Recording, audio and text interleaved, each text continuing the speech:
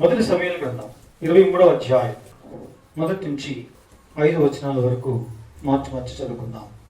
తర్వాత ఫిలిష్తీయులు కెయీలా మీద యుద్ధము చేసి కలముల మీది ధాన్యమును దోచుకొనుచున్నారని దావీదునకు వినబడెను.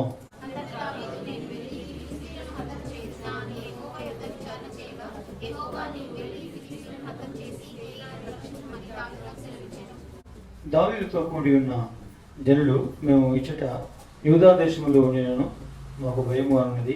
ఫిలిష్తీయుల సైన్యములకు ఎదురుగా కెయీలాకు మేము వచ్చినట్లా మరింత భయము కలుగును కదా అని దావీదుతో అనగా,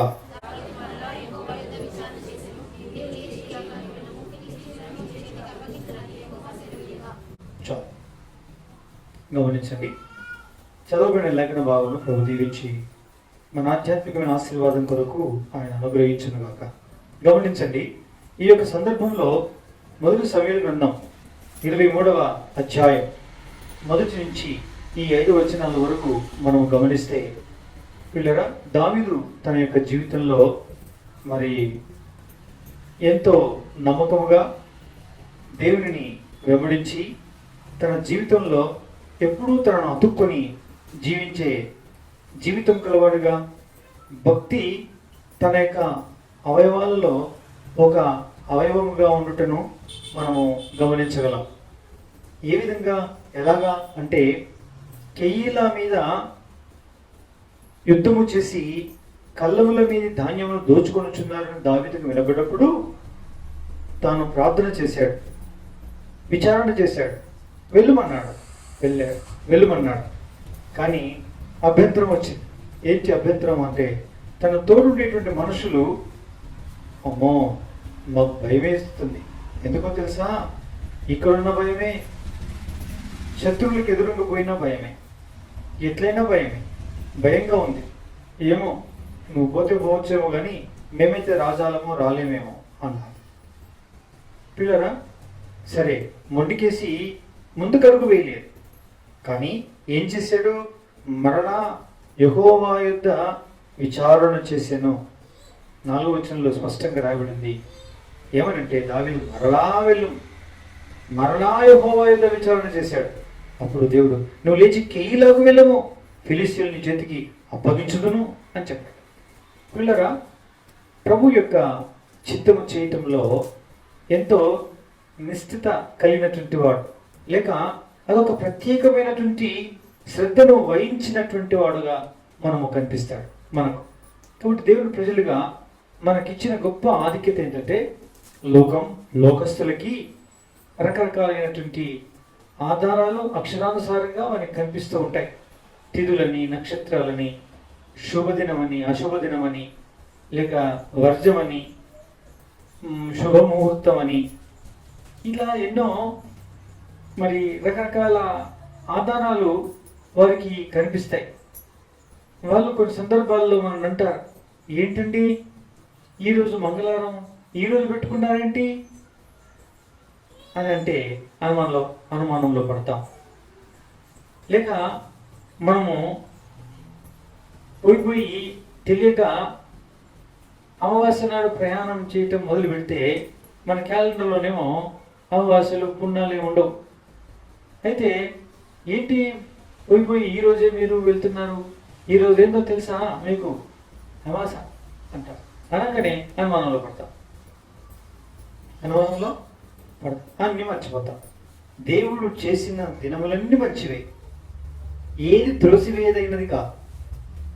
అయితే అది దేవుని యొక్క వాక్యము చేతను, ప్రార్థన చేతను అది పవిత్రమవుతుంది.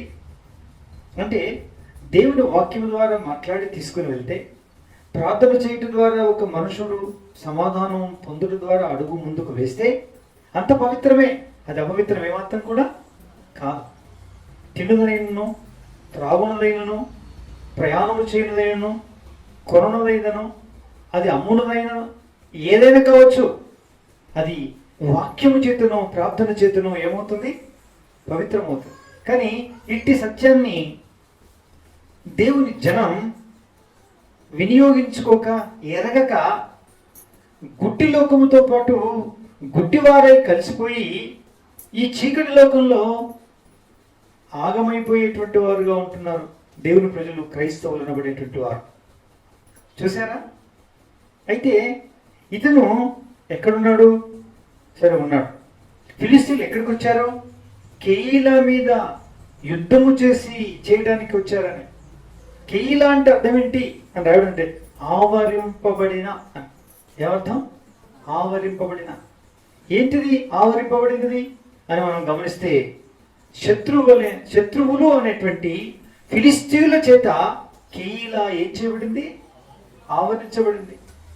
ఎంతో చక్కటి పచ్చటి ప్రదేశం, చక్కటి పంట పండి కళ్ళములలో ధాన్యము సిద్ధమైనటువంటి ప్రదేశం. కానీ అది శత్రువు యొక్క సమూహం చేత ఆవరింపబడింది. ఈ ఆవరింపబడటం అనేటువంటిది దేన్ని చూపిస్తుంది? శత్రువుల చేత ఆవరింపబడే చూపిస్తుంది, తెగుళ్ళ చేత ఆవరింపబడే చూపిస్తుంది, రోగముల చేత ఆవరింపబడే చూపిస్తుంది, కష్ట నష్టాలతో, వ్యాధి బాధలతో, ఇరుకులు ఇబ్బందులతో, ఎన్నో రకాలైనటువంటి ప్రతికూలతల చేత ఆవరింపబడినటువంటిదని మనకు అర్థమిస్తుంది. పిల్లారా, నీ జీవితంలో కూడా ఆర్థికపరమైనటువంటి విషయాలలో, అనారోగ్యపరమైనటువంటి విషయాలలో, తర్వాత నిందల అవమానాల విషయాలలో, ఇవన్నిటి చేత బెల్లం మీద ఈగలు ముసిరినట్టు మనం పడేటువంటి మన మీద శ్రమలనే, కష్టాలనే ఆ భయంకరమైనటువంటి ఈగల వలె ఆవరింపబడే సందు లేకుండా తప్పించుకోవడానికి అవకాశం లేని విధానంలో మనం ఆవరింపబడినటువంటి వారంగా ఉంటాం. అప్పుడే మనము చేసే పొరపాటు, అప్పుడే మనము అవకతవకల తీర్మానాలు చేసే వారంగా ఉంటాం. అప్పుడే మన మనసు స్థిమితము లేనిదిగాను, గాలికి కొట్టుకొని నట్లుగా రెల్లు కదిలినట్లు కదిలేటువంటి వారముగాను, అట్టి మనసు గలవారంగాను మారిపోతాం. అంటే చపల చిత్తులమవుతాం. ఏమవుతాము? చపల చిత్తులమవుతాం. సరైన తీర్మానం చేసుకునే వారంగా ఉన్నాం. సరైన విధానంలో స్థిరంగా ఉన్నాం. అలాంటప్పుడు పిల్లల ఎంత ఇక ఎవరు చెప్తే వారి మాట, ఎవరి సలహా అయితే వారి సలహా, ఎవరు ఏ విధంగా సహాయము చేయగలుగుతామంటే ఆ విధమైన సలహాలకు మనము తలవొగ్గి, మన మనసు తిప్పుకొని, మనకిష్టం వచ్చినటువంటి, మనకి ఎదురుపడినటువంటి దానికి మనం ప్రలోభితులమై అటువైపు ఏమైపోతామంటే మనం మరలిపోతాం, మరలు కొలుపబడతాం. మన విశ్వాసం మరలు కొలుపబడుతుంది, మన యొక్క కాళ్ళు మరలు కొలుపబడతాయి, మన తీర్మానాలు మరలు కొలుపబడతాయి. అంటే ఎట్లా వీలైతే అట్లా మనం మరలిపోతాం. పిల్లరా, వంకలు తిరిగిపోతాం, కొట్టుకుపోతాం. ఇంకా సమస్య లేదు. ఎందుకండి? ఒక స్థిరత్వం మనకు లేదు. రెండవది ఏంటంటే ఆవరింపబడ్డాయి కదా. ఏం చేయమన్నావు? నాకు ఏం తోయలేదు. ఎన్ని కష్టాలు, ఎన్ని నిందలు, ఎన్ని అవమానాలు, అసలు శ్వాస తీసుకోవడానికి కూడా అవకాశం ఇయ్యని పరిస్థితులు నన్ను ఆవరించినప్పుడు నన్ను ఏం చేయమంటున్నావు? అందుకే ఏదో ఒకటి అని చెప్పేసి పోయినా నన్ను ఏం చేయమంటున్నావు అని అంటాం మనం. కానీ అవునా? అదే పరిస్థితి ఇప్పుడు. ఆవరింపబడినటువంటి యుద్ధం అది, ఆవరింపబడినటువంటి శత్రువులు, ఆవరింపబడినటువంటి కొరతలు, ఆవరింపబడినటువంటివి ప్రతికూలతలు అన్నీ ఆవరింపబడ్డాయి. పిల్లల, ఇట్లా ఆవరింపబడినటువంటి పరిస్థితిలో దావీదైతే ఏమాత్రము కూడా పొరపాటు చెయ్యలేని, దేవుని చిత్తమును ఖచ్చితంగా తెలుసుకోగలిగే ఒక అద్భుతమైనటువంటి పద్ధతిని పాటిస్తున్నాడు. అద్భుతమైన పద్ధతిని పాటిస్తున్నాడు. విచారణ చేశాడు. ప్రతికూలత ఇంకొకటి ఏర్పడింది. మళ్ళొక్కసారి నిశ్చయం చేసుకోవడానికి మరణ విచారణ చేశాడు. అప్పుడు నిశ్చయముగా నీ శత్రువులను జయించి నీవు నీ వారిని దక్కించుకుంటావు. ధాన్యము దక్కించబడుతుంది, ఏమి పర్వాలేదు, వెళ్ళు అని చెప్పాడు. పిల్లలు, ఎంత ధైర్యం ఇప్పుడు ఎవరికండి? దావీదుకి ఇప్పుడు 1000 ఏనుగుల బలం. ఎందుకంటే సర్వలోక సృష్టికర్త అయిన దేవుడు తన చిత్తాన్ని ఏం చేశాడు? ఇప్పుడు ఒకసారి మాట్లాడి ఇంకోసారి దాన్ని బలపరిచిన కారణాన దావీదుకి ఏమొచ్చింది చెప్పండి? బలం వచ్చింది, ధైర్యం వచ్చింది. అందుకే ఆయనకు ఏం పేరు తెలుసా? సింహము గుండె లాంటి గుండె కలిగిన వాడు. సింహము గుండె లాంటి గుండె కలిగిన వాడు, గట్టి గుండె అన్నమాట. నీతిమంతుడు సింహం వంటి ధైర్యము కలిగిన వారుగా ఉందరు అని రాబడింది. చూసారా ఎంత ధైర్యం! పెద్ద సుడిగాడికి వస్తే కొట్టుకుపోయేటట్టు మనం కనిపించవచ్చు, అంటే బలహీనులం కావచ్చు. కానీ మనం ప్రార్థన చేయడం ద్వారా ఎంత బలిష్టమైన వారమై ఉంటామంటే అంత బలిష్టమైన వారుగా ఉంటాం. కాబట్టి ఆ విచారణ చేస్తున్నాడు, ఆ చిత్తమును కనుగొంటున్నాడు. ఏ సందర్భంలో?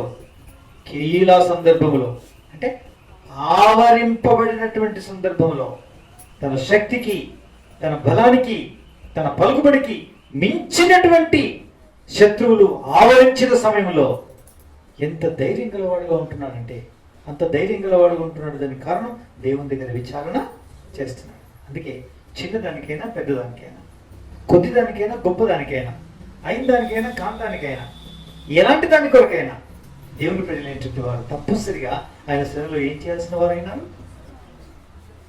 విచారణ, ప్రార్థన చేయాల్సిన వారు.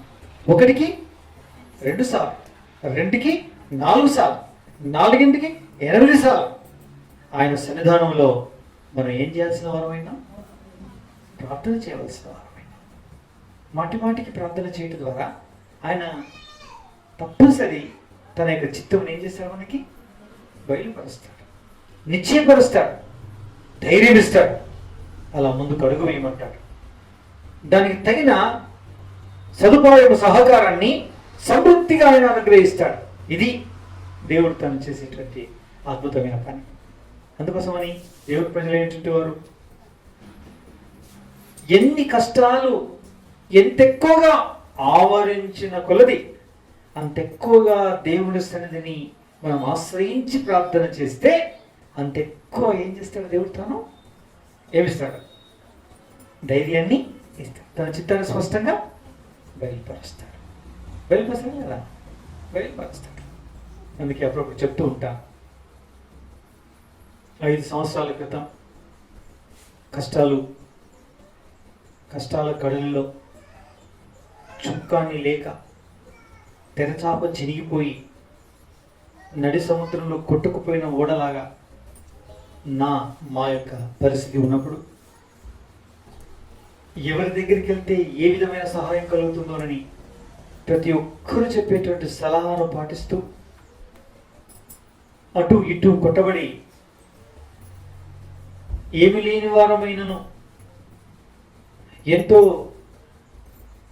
అప్పులతో కూడిన నష్టాన్ని కొని తెచ్చి పెట్టుకుంటున్నటువంటి సందర్భంలో ఒక పెద్ద రాజకీయ నాయకుడిని కలవడానికి అదే కరీంనగర్ వెళ్ళడం జరిగింది. 10 గంటల నుంచి ఇంకొక అర్ధ గంటకి, ఇంకొక గంటకి, ఇంకో గంటకి అపాయింట్మెంట్ ఇస్తారని ఎదురు చూస్తూ మధ్యవర్తికి ఫోన్ చేస్తూ సమయం పొడిగించబడుతుంది. మధ్యాహ్నం అయిపోయింది, మధ్యాహ్నం కూడా భోజనం చేసుకున్నాం. 2 అయిపోయింది, 3 అయిపోయింది, 4 అయిపోయింది, 5 అయిపోయింది, 6 కూడా అయింది, ఏమీ లేదు. అప్పుడు ప్రభు యొక్క సన్నిధిలో ఇదేంటి ప్రభా, ఇదేంటి ప్రభా, ఏం చేయాలా అని అంటే అప్పుడు ప్రభు మాట్లాడడం ప్రారంభించాడు. ఏమని? ముక్కు మూస్తే 3 నిమిషాలకు ప్రాణం విడిచేటువంటి ఈ శరీరిని ఆశ్రయించడానికి నువ్వు వచ్చినావు. నీకు అనుభవం లేదా? నీకు బుద్ధి జ్ఞానం లేదా? ఇట్టివారు చేతులు కట్టుకొని నీ దగ్గర ప్రార్థన చేయటానికి వచ్చిన వారి వరుసలో నిలవబెడితే నువ్వు ఆశీర్వదించి ప్రార్థన చేసేవు నా ప్రతినిధి. అలాంటి వాడివి పొద్దుటించి పగలంతా పడిగాపులు పడుతున్నావు ఈ మనుషుడి దగ్గర. ఇప్పటికింకా నీకు అపాయింట్మెంట్ దొరకలేదు. నీకు కొంచెమన్నా జ్ఞానము, బుద్ధి ఉందా అని అడిగాడు. ప్రభా మరి నేను ఏం చేయాలి? నువ్వు ఇంతకుముందు ఏం చేసేవాడివి? ప్రభా ఉపవాసం ఉండేవాడిని, ప్రార్థన చేసేవాడిని, ఆ భారములు సంఘంతో పంచుకొని 3 రోజులు, 5 రోజులు, 7 రోజులు ప్రార్థన చేసేవాడిని. అన్నము ఆహారం లేకుండా, నోట్లో మంచినీళ్ళు పోయకుండా ప్రార్థన చేసేవాడిని. అట్టి మోకాళ్ళ మీద కోట్ల ఆస్తులు సంపాదించగలిగాను, ఘనమైన పరిచర్య చేయగలిగాను. అదంతా ఎటుపోయింది మరి ఇప్పుడు అని అడిగాడు. నువ్వు వెనక్కి వెళ్ళు, ఇదే పని నువ్వు చేయి, నేను నిన్ను దీవిస్తాను, నీ సమస్యల సంగతి నేను చూసుకుంటాను అన్నాడు. అప్పుడు బ్రదర్స్కి చెప్పాను, అయ్యా ఇక ఆయన్ని కలవడం, ఆయనకి మనం పెద్దగా రాసినటువంటి తెల్ల పేపర్ మీద రాసినటువంటి అప్లికేషన్ ఇవ్వడం, ఇదంతా మనకు అవసరం లేదండి, ఎందుకో అవసరం లేదు, వెనక్కి వెళ్దాం మనం అనిపిస్తుంది, వెళ్దాం పదండి అన్నా. ఇంకో గంట కూడా చూడడం జరిగింది. ఇక లాభం లేదు, అంతే అయిపోయింది అనుకున్నాం, వెనక్కి వచ్చేసాం. తెల్లవారితేనే ఆదివారం అనుకుంటాను, ఆదివారం నాడు ప్రభు ఇచ్చిన వర్తమానమును ఇవ్వడం జరిగింది. ఒకరి ఎవరో స్లాబ్ వేసుకొని ఇంకా ఇటుక గోడలు పెట్టడం ప్రారంభించలేదు. అలాంటిది ఒక స్లాబ్ ఉంటే ఆ స్లాబ్ కింద అయ్యా కూడుకుంటామని పర్మిషన్ అడిగి కూడుకుంటున్న దినాలవి. కూడుకుంటున్నాం, నిండిపోయారు జనం, పట్టజాలకి ఇంకా చుట్టూ కూర్చున్నారు. అప్పుడు దేవుడిచ్చిన వర్తమానం ఇచ్చి ఆ తర్వాత ప్రకటన చేశాం. మనము రేపటి నుండి 5 రాత్రులు దేవుని యొక్క సన్నిధానంలో మనము ఉపవాసంతో ప్రార్థన చేయబోతున్నాం. మన సమస్యలకు పరిష్కారం మన పరమ తండ్రి దగ్గర ప్రార్థన చేయటమే కానీ ఈ పనికిమాలిన రాజకీయవేత్తలెంబడి వెళ్ళేది, మధ్యవర్తులకి, దళారులకు మేపి మ్యామ్యాలిచ్చి అనవసర సమయం వ్యర్థం చేసుకునేది కాదని ప్రభు మాట్లాడాడు. కాబట్టి దయచేసి మనం ప్రార్థన చేయబోతున్నాం. 5 రోజులు కంటిన్యూగా అన్నప్పుడు అదే స్థలంలోనికి 5 రోజులు ప్రార్థన చేయటం మొదలుపెట్టాం. 5 రోజులు చేశాం. 5 రోజులు చేసిన తర్వాత దేవుడు తన కార్యం చేయడం ప్రారంభించాడు.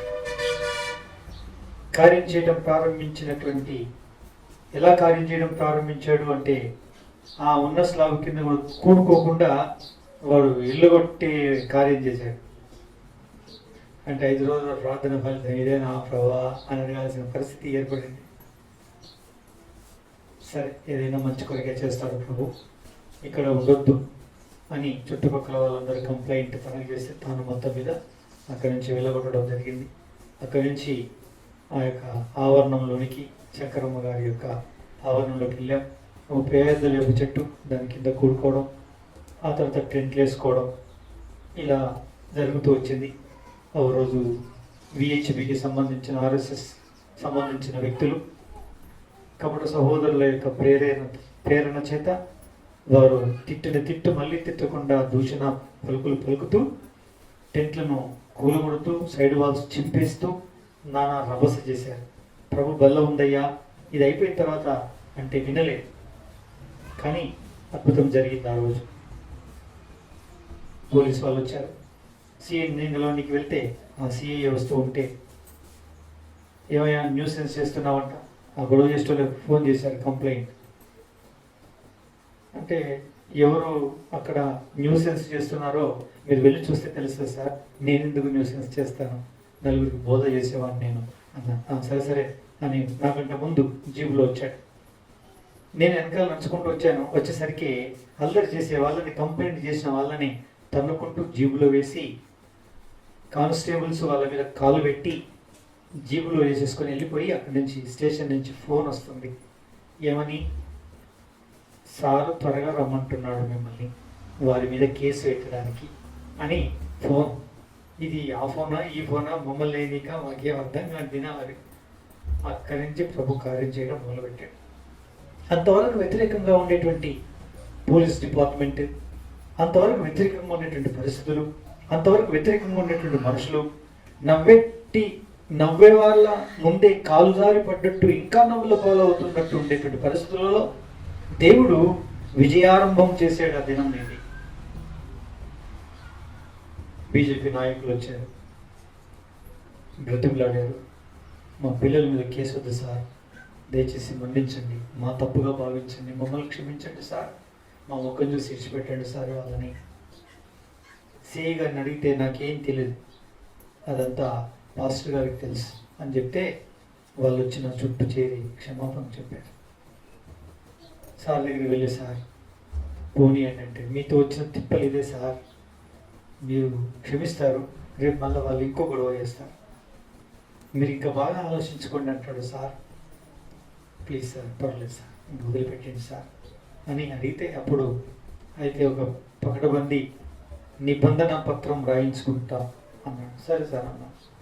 వాళ్ళు పేరు పెట్టి మరి పీజే తిమోతి మాస్టర్ గారు, ఆయన ఎక్కడ ఏ కార్యక్రమములు జరిగించినా సరే అట్టి కార్యక్రమాలకు అభ్యంతర ఆటంకకరమైనవి ఏవి కూడా మేము చెయ్యనేరము, అలా ఏవైనా జరిగినట్లయితే దానికి బాధ్యులం మేమే అని పకడబందీగా రాయించి రైటర్తో ఆ తర్వాత దాంట్లో సంతకాలు పెట్టించి మనకిచ్చాడు. అక్కడి నుంచి ప్రారంభం మన విజయం.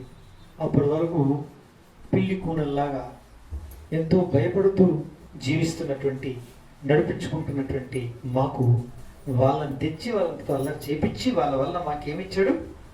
ధైర్యం ఇచ్చాడు. యెహోవా యొద్ద విచారణ చేసిన కారణాన నరులెవ్వరూ ఈ ధైర్యాన్ని ఇవ్వలేదు, నరులెవ్వరూ ఈ పని చేయలేదు. మన సృష్టికర్త దేవుడు ఒక్కడే ఈ పని చేస్తాడు.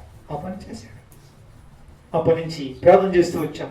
అక్కడి నుంచి కూడా ఏం చేయాలని ప్రార్థన చేస్తూ ఉంటే అది జరిగిన కొద్ది రోజులకే వెంటనే దేవుని యొక్క కృపను బట్టి నేడున్న ఈ స్థలాన్ని ప్రభు చాలా తక్కువ ధరకి అవ్వడం జరిగింది.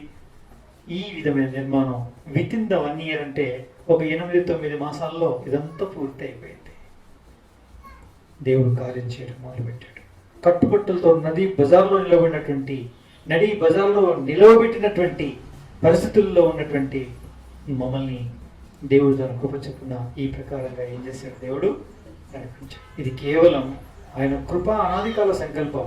ఆయన సన్నిధిలో విచారణ చేసిన ప్రార్థననే ఈ ప్రకారమైన స్థాయికి ప్రభు ఏం చేశాడు? తీసుకొని వచ్చాడు. నా ప్రియ సోదరి సోదరులారా, ఆవరించినప్పుడు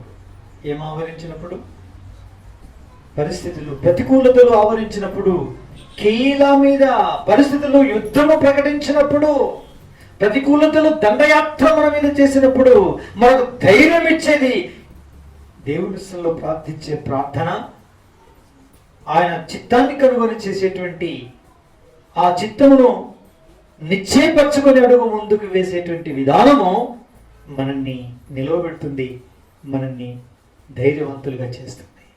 నా ప్రియ సోదరి సోదరులారా, ఈ సిద్ధాంతం నాకొకటి మీకొకటి భక్సింగ్ గారికి ఒకటి లేకుంటే ఇంకొకరికి ఇంకోటి కాదండి. సిద్ధాంతం అందరి సిద్ధాంతమే. దావీదుకు, అబ్రహాము దావీదుకు, మోషే అహరోనులకు, నేడు దినమందు జీవిస్తున్న సేవకులకు, సామాన్యమైన విశ్వాసాలకు అందరికీ ఇదే సిద్ధాంతం. ఆయన దగ్గర విచారణ. అందుకే ప్రథమ స్థానం, ప్రప్రథమంగా మనం ఆయన సన్నిధానంలో ఏం చేయాలని? ఆవరించి ఉండట. ఇలాగున ఏదైనా నిన్ను ఆవరించనివ్వు, ఎలాంటిదైనా నిన్ను ఆవరించనివ్వు, ఏమి పర్వాలేదు, భయపడాల్సిన పనేమీ లేదు. అయితే మనకు దేవుడిచ్చిన ధైర్యం ఏంటంటే, మనకిచ్చిన సదుపాయం ఏంటంటే, ఆయన సన్నిధానంలో ఆయనతో ముఖాముఖిగా మాట్లాడే ఆధిక్యత, ప్రార్థన, విచారణ, ఆయన చిత్తం, ఆయన ధర్మశాస్త్రం. పిల్లల, ఇది మనల్ని ధైర్యవంతులు చేసి మనల్ని విజయపథంలో నడిపించగలిగేటువంటి. అందుకే మనం విచారణ చేయటం, ప్రార్థన చేయటం, దేవుని చిత్తం కనిపెట్టి దాన్ని నిశ్చయపరచుకొని అడుగు ముందుకు వేయటం అనేటువంటిది మన క్రైస్తవ జీవితంలో దాన్ని ఏం చేసుకోవాలండి? అలవాటు చేసుకోవాలి, అభ్యాసం చేసుకోవాలి. మనకి ఇంక పెద్ద అయ్యగారు అవసరం లేదు, మళ్ళీ దేవునికి మీకు మధ్య నేను కూడా ఏం అవసరం లేదు, లేకుంటే నాకు ఏసేయకు మళ్ళీ ఇంకొక పెద్ద అవసరం లేదు. నేరుగా అడ్డుతెర చెప్పివేయబడింది కాబట్టి మనం దేవునితో ఏం కలిగి ఉండవచ్చు? సావాసాన్ని కలిగి ఉండవచ్చు. ఆయన మనతో మాట్లాడతాడు, ఆయన చిత్తాన్ని స్పష్టంగా బయలుపరుస్తాడు, ఆయన ధైర్యం ఇస్తాడు. ఇదే నువ్వు నడవాల్సిన మార్గమని నీకు ఆయన ఉపదేశిస్తాడు. నీ వెనుక నుండి మెల్లని స్వరాన్ని ఏం చేస్తాడు? వినిపిస్తాడు. ఈ భాగ్యం దేవుడు ఇస్తాడు, అనుభవించాలి. అందుకే ఓపికగా ఆయన దగ్గర ఏం చేయాలమ్మా? కనిపెట్టి ప్రార్థన చెయ్యాలి, అప్పుడు ఆయన మరిపిస్తాడు. కాబట్టి పిల్లరా, దేవుని యొక్క వాక్యంలో ఉంది, నీ ధర్మశాస్త్రము నాకు సంతోషం ఇయ్యని ఎడల నా శ్రమకాల ముందు నేను నశించి ఉందును అన్నాడు. నీ ధర్మశాస్త్రం నాకు సంతోషం ఇవ్వకపోతే నాకు సంభవించిన శ్రమల్లో నేనేమయ్యేవాడిని? నశించిపోయేవాడిని, చచ్చిపోయేవాడిని. దేవా, నీ ధర్మశాస్త్రం నన్ను బ్రతికించింది. దేవుని వాక్యంలో జీవం ఉంది. దేవుని యొక్క వాక్యంలో మనకు ప్రాణం పోసే ఒక మహత్యం ఉంది. కాబట్టి ఈ వాక్యమును చదివి ఆయన సన్నిధిలో ప్రార్థించి ఆయన సన్నిధానంలో వేచి ఉన్నట్లయితే ఆయన మన పక్షం ఏం చేసిన తన కార్యాన్ని జరిగిస్తాడు. కాబట్టి పిల్లరా, అయితే శత్రువు ఏం చేస్తాడంటే, చూడండి ఏం చేశాడు శత్రువు? యుద్ధం చేసి కళ్ళముల మీది ధాన్యమును దోచుకొనుచున్నది.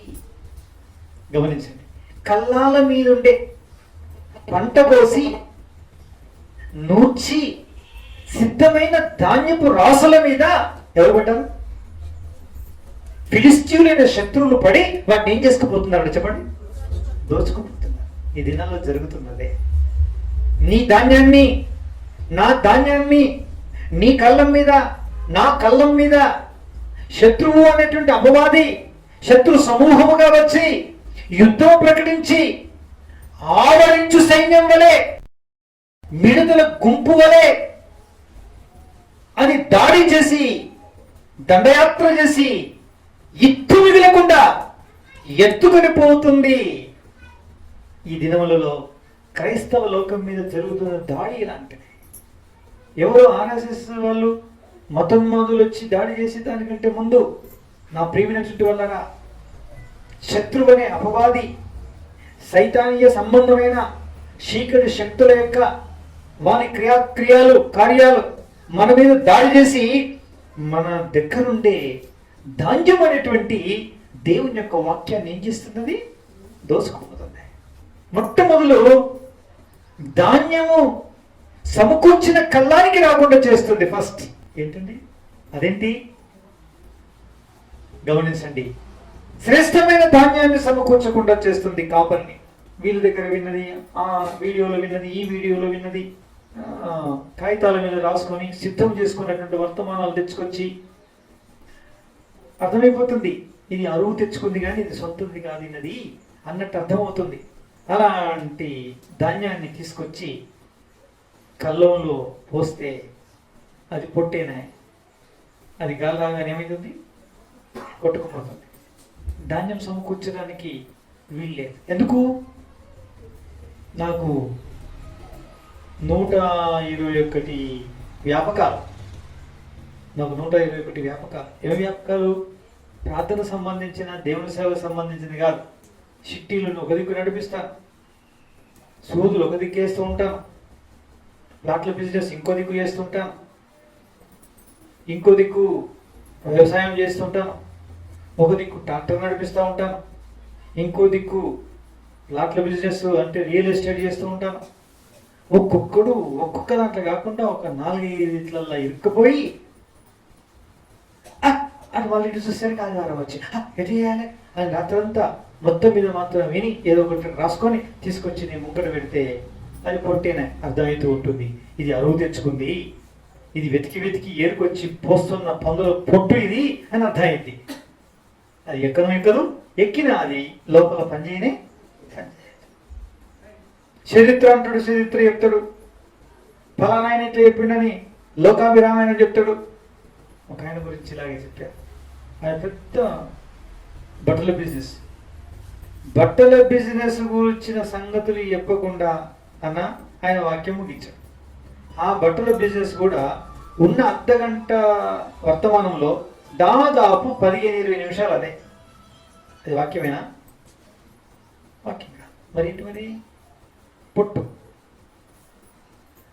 పిల్లరా, సమకూర్చాల్సిన ధాన్యాన్ని, శ్రేష్టమైన ధాన్యాన్ని సమకూర్చకుండా దైవోపదేశకులను దారి మళ్లించి దేవుని దగ్గర 1-2 గంటలు 2.5 గంటలు మోకాళ్ళ మీద నుండి ప్రార్థించి ఆయన ముఖ దర్శనాన్ని చేసుకొని మోకాళ్ళ మీద నుండి బైబిల్ను ధ్యానించి ఆయన ఇచ్చిన తలంపుల్ని పంచుకొని ఆ తలంపుల్ని తాను గ్రహించి ఆ వాక్యమును యెహోవా ఇలా సెలవిచ్చుచున్నాడు అని చెప్పేటువంటి నాదులు లేని కారణాన ఆ ధాన్యం పొట్టయిపోయింది.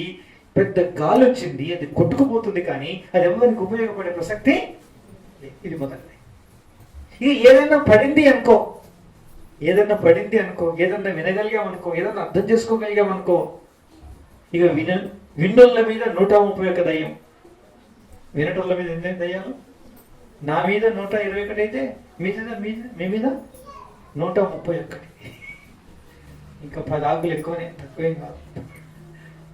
ఒకటి కునుకైతే, ఒకటి గడికోసారి కన్ను సూలు తీసుడు అయితే, ఈ కన్ను సూలు తీసి మళ్ళా ఊరుకుంటుడు కాదు అని వాసన చూసు.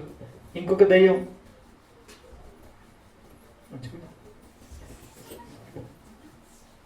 ఇంకో దయ్యం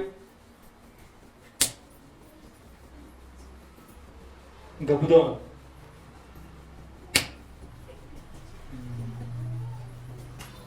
ఇక ఇంకో దయ్యం, అది మెయిన్ దయ్యం.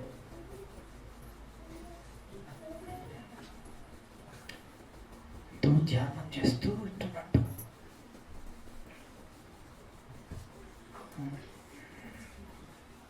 ఈ గురికే దయ్యం, ఇటు పక్కన అటు పక్కన ముంగడికి వెనుక బేఫికరీలకు సమస్యలే. ఇదొక దయ్యం. ఇట్టను కరెక్ట్గా లెక్క పెట్టు ఎన్ని దయ్యాలంటే, ఈ దయ్యాలన్నీ కలిసి వచ్చిన శ్రేష్టమైన వాక్యం అనే ధాన్యాన్ని ఏం చేస్తాను? దోసుకొని వంట పట్టేది లేదు, బుర్రకెక్కేది లేదు, అది దిగి అంతర్యంలో కార్యము చేసేది లేదు. పిల్లరా, అందుకే ప్రభు దగ్గర, ప్రభువా, ఇక బైబిల్ చదువుతాం మనం వ్యక్తిగతంగా ఒక్క ముక్క అర్థంగా, ఇవాళ ఏం చదివిందమ్మా, ఏం అధ్యాయమమ్మా, అందులో ఏం చెప్పబడిందమ్మా అంటే, అదే అన్న, అదే మన ఇదే మన అది ఇది కాదు ఉన్నది చెప్పేంటిది అంటే మనం మళ్ళీ చదవాలి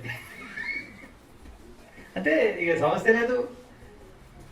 అలా ఎవరి గురించి రాయబడింది, దేని గురించి రాయబడింది, పోయి నీతోటి ఏం మాట్లాడిండు, నీకు వాగ్దానం ఏమన్నా వచ్చిందా, లేకుంటే ఏమన్నా ప్రభు వద్దన్నాడా, కాదన్నాడా, వెళ్ళమన్నాడా, ఉండమన్నాడా, ఏం చేయమన్నాడు, ఏది ఎక్కే ప్రసక్తి లేదు. ఇది చదివేతుల సంగతి. ఇది చదివేతులు పట్టే దయ్యం.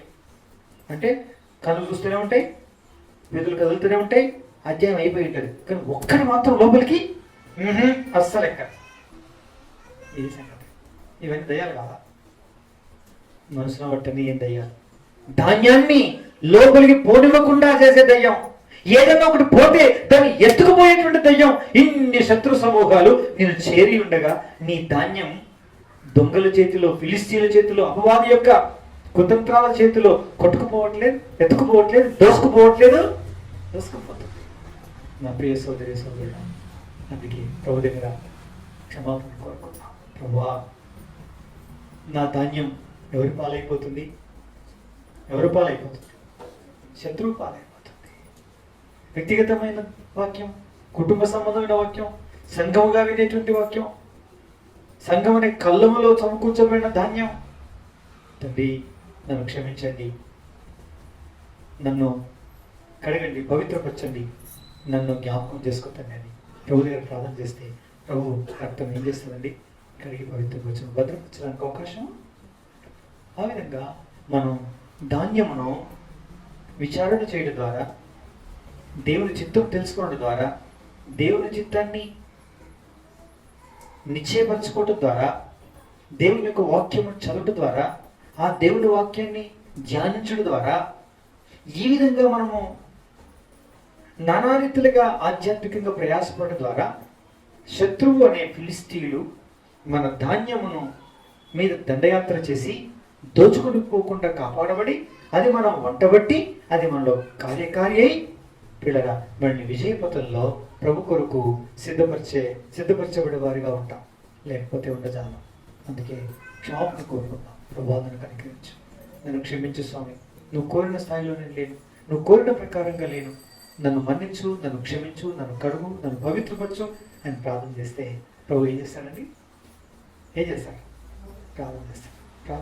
ప్రార్థన ఏం చేస్తుందండి? కాకినాడలో 25వ తారీఖు నాడు జరిగిన పెళ్లి కొరకు కొద్దిమంది ప్రార్థన చేశారు. నేను 25వ తారీఖు కాకినాడలో జరగబోయే పెళ్లి కొరకు ప్రార్థన చేసిన అని వాళ్ళు చేయొద్దండి. ఎవరికైనా జ్ఞాపకం ఉందా? 1, 2 ఉన్నోళ్ళు ఉన్నట్టు ఎత్తండి, లేని వాళ్ళు వద్దులే, దించండి. కొద్దిమంది ఎత్తారు, చాలా సంతోషం. ఎందుకంటే వాళ్ళు ప్రార్థనకు వచ్చారు కాబట్టి, లేక ప్రకటించినప్పుడు కరెక్ట్గా విన్నారు కాబట్టి ప్రార్థన చేశారు వాళ్ళు. మిగతా వాళ్ళకి అలాంటిది ఏం లేదులే. మీ పెళ్లి లేదుదా? సరే, తెలుసుకోవాలి, కనుక్కోవాలి, ప్రార్థన చేయాలి. మనం పోయి పరిచయం చేయకపోయినా అక్కడ మన ప్రార్థన ఏం చేస్తారు? దేవుని పని చేస్తారు. పరిశుద్ధులు అనేకులు చేసిన ప్రార్థనలకు ఆలకించి ఒక పెద్ద ఫంక్షన్ హాల్లో 2 సాఫ్ట్వేర్ ఇంజనీర్స్ జతపరచబడినటువంటి ఆ సందర్భంలో వచ్చినటువంటి వాళ్ళ యొక్క సంఖ్య ఇంతంత కాదు. వచ్చిన వారు కూడా సామాన్యమైనటువంటి జనాభా కాదు. నామకర్తత్వానికి క్రైస్తవ సంఖ్యకి ఎన్నో రెట్లు అన్యజనాంగం, ఇరు వర్గాల వారు కూడా అన్యజనాంగం వారై ఉండగా, ఆ ఇరు కుటుంబాలు, ఆ పెళ్లి కొడుకు పెళ్లి కుమారుడు కుటుంబం తప్ప ఇక మిగతా వచ్చిన వాళ్ళందరూ కూడా అన్యులై ఉండగా, విశ్వాసులు కొద్దిమంది పాలు పొంది ఉండగా, దేవుడు అద్భుతమైన ప్రశస్తమైనటువంటి సమయాన్ని ఇచ్చాడండి. ఎంతో మంచి వాతావరణం, పిన్ డ్రాప్ సైలెంట్. అంత అధిక సంఖ్యాకులై ఆ ఏసీ ఫంక్షన్ హాల్లో, సువిశాలమైన ఫంక్షన్ హాల్లో కూర్చున్నటువంటి ఆ అధిక సంఖ్యాకులైన జనాంగం మధ్యన ఒక గుంపు సూది కింద పడితే తప్పనిసరి శబ్దం వినబడుతుంది అన్నట్ట అంత నిశ్శబ్దంగా కూర్చోవడమే కాకుండా, వారి ముక్కుల్లోకి, చెవులోకి, వాళ్ళ నోళ్ళలోకి ఈగల దోమలు పోతే కూడా ఏర్పడిన విధానంలో అప్పగించి దేవుని యొక్క వాక్యాన్ని విన్నారు. దాని తర్వాత కార్యం చేయడం దేవుని వంతు, అది మన చేతిలో లేదు. కాబట్టి ఎంతో అద్భుతమైనటువంటి ప్రశస్తమైన దేవుని యొక్క సన్నిధిని చూసే ఒక అద్భుతమైనటువంటి కృప ప్రభు అనుగ్రహించాడు. కల్లిబుల్లి మాటలకు, నవ్వించడాలకు, కవ్వించడాలకు సమయం ఏమాత్రం వ్యర్థం కాకుండా దేవుని జీవవాక్యం ఉన్నది ఉన్నట్లుగా పరిశుద్ధాత్మ యొక్క శక్తి చేత విడుదల చేయబడినటువంటి ఆ సందర్భం అతి మధురంగా, మాధుర్యంగా, అతి గంభీరంగా, అతి అద్భుతంగా ఉండడం జరిగిందండి.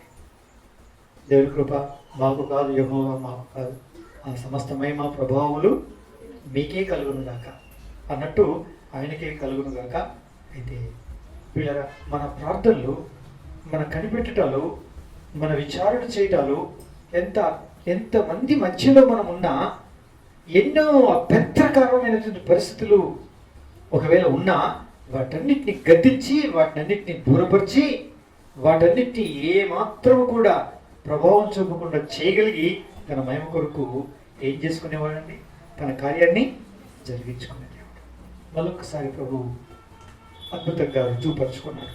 కాబట్టి పిల్లరా, అందుకే అనిపించింది, ఏ కార్యక్రమం అయినా, సోమవారం ఒక కార్యక్రమం ఉంది, మళ్ళీ బేస్తవారం ఒక కార్యక్రమం ఉంది, ప్రార్థన చేయాలి కానీ ఏముంటుంది గాడో ఏం తినొచ్చుడేనే అనుకుంటే అట్లే పోద్ది. కనీసం ఒక్కరైనా మేలు పొందినట్లుగా ఆ సమయాన్ని అనుకూలపరిచి నీ మహిమ కొరకు నిలబడి నీ దాసుని, వర్తమానికుణ్ణి నీ అభిషేకము చేత వాడుకో ప్రార్థన చేయగలిగితే తప్పనిసరిగా దేవుడు చేసే తన కార్యాన్ని ఒక్కొక్క కార్యక్రమం ద్వారా, ఒక్కొక్క అమూల్యమైనటువంటి ఆత్మను రక్షించడం ద్వారా, అట్టి ఒక్కొక్క ఆత్మ ద్వారా కొన్ని 100,000 ఆత్మలు రక్షించగలిగే సామర్థ్యం ఆ దేవుని దగ్గర ఉందండి. అందుకోసం ఈ దినాల్లో సువార్త బహిరంగంగా వీధుల్లోకి వెళ్ళి ప్రకటించే అవకాశం లేని ఈ దినాల్లో ఎట్టి బలమైన పరిశుద్ధాత్మని యొక్క కార్యము చేత అనేకులు ఈ రీతిగా విని మేలు పొందినట్లు ప్రార్థన చేయగలిగితే తప్పనిసరి తన కార్యాన్ని ఏం చేస్తాడు? దేవుడు చేస్తాడు. గాని పెళ్ళి అయితే నాకేమన్నా, నా పెళ్ళి ఎప్పుడూ అయిపోయాను అంటారు కొద్దిమంది. నా బిడ్డపెళ్ళికి ఇప్పుడు ఉందా? ఏ 10 సంవత్సరాలు. ఈ పెళ్ళికి పోతే ఎంత, పోకపోతే ఎంత, ప్రార్థన చేస్తే ఎంత, చేయకపోతే ఎంత. ఆ దినం ఏమన్నా కాకాలు పడితే నా పెళ్ళి అవతల పడుతుంది అనుకుంటారు కొద్దిమంది. పెళ్లి కాకాలు పెట్టి అవతల పడగొట్టుకున్నాడు గడ్డకెక్కుడు కాదు. సావు చేతనైననేమి, పుట్టుక చేతనైననేమి, దేవుని నామానికి ఏం రావాలి? ఆ ధ్యాస కలిగి మనం ప్రార్థన చేయగలిగితే, ప్రతి దాంతో కూడా ఇలా మహిమపరిచి ఆయన గనపరచగలిగే ధ్యాస కలిగి మనం ప్రార్థన చేయగలిగితే దేవుడు తన యొక్క చిత్తమును బయలుపరిచి దాన్ని ఖచ్చితం చేసి తన మహిమ కొరకు ఏం చేసామో తప్పనిసరిగా మనం నడిపించి తీరుతాడు. దాని ద్వారా మనకు తృప్తి, నెమ్మది, శాంతి, సమాధానం ఉంటుంది. అనేక ఆత్మలకు ఏం కలుగుతుంది? క్షేమము, ఆశీర్వాదం, రక్షణ, గొప్ప భాగ్యం కలుగుతుంది. ఇదే పరలోకంలో నిలుస్తుంది. ఇక మిగతా అది ఏది కూడా ఏం కాదండి, నిలబడదు. అందుకే మనం ప్రార్థన చేసి ప్రభుకి ఏం చేసుకోవాలా, అప్పగించుకోవాలి. మంచి మనస్సాక్షి యథార్థం కలిగి ఇట్టి విధానంలో మనం నడుచుకునే దాని కొరకే తీర్మానం చేసుకొని ఈ బలలో మనం పాల్గొందుతాం. ఈ వర్తమానాన్ని దేవుడు దీవించి ఆశీర్వదించిన దాకా.